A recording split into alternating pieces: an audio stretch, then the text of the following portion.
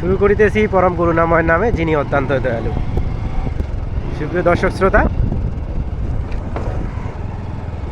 পঞ্চগড় জেলার দেবীগঞ্জ উপজেলায় ময়নামতি চর নামক যে স্থানটি, এটি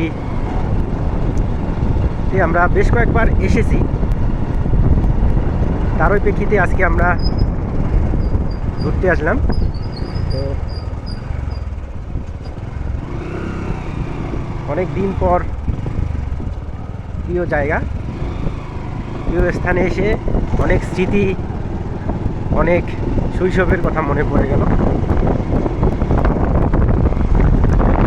যখন class intermediate first year second ইয়ারে ছিলাম, তখন প্রায় বেশিরভাগ সময় এই মোটামুটি চরে কাটতো।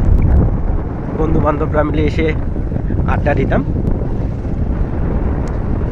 সেই 13-14 সালের ঘটনা। জায়গাটি 13-14 সালে যেমন ছিল ঠিক তেমনই আছে এখনো।